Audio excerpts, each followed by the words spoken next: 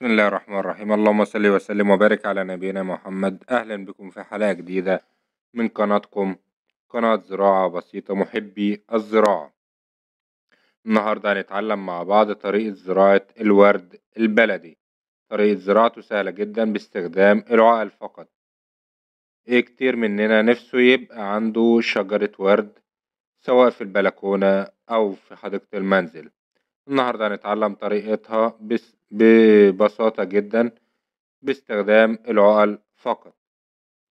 أهم حاجة إن احنا نزيل منها أي أوراق وأي أغصان فرعية. زي ما انتوا شايفين كده بيبقى العقلة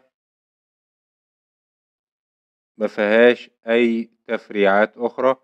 الحاجة التانية ومهمة جدا، مسافة الاتجاه اللي هو الأسفل والأعلى عشان تتم الطريقة بنجاح.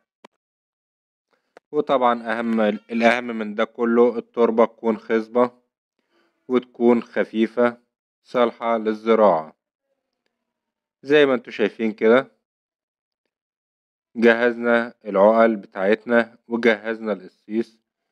أنا هستخدم صبار الألوفيرا الأصلي لحمايتها من الأعفان. كمان بنستخدمها كمنشط للتجذير. العلامة اللي أنا بعملها ديت علامة بتوضح لي الاتجاه لأعلى في كل عقلة.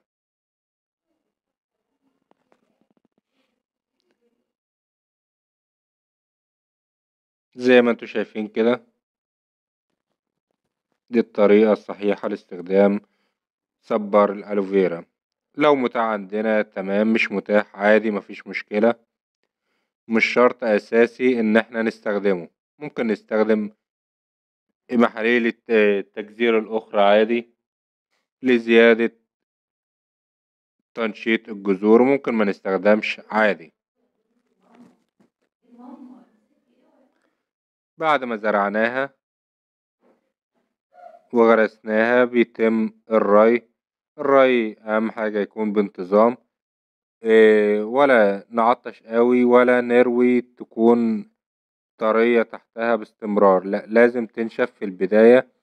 يعني أولا بنسيبها كل أسبوع. بعد حوالي 10 أيام بدأت معانا هي تشتغل وتطلع إنباتات جديدة.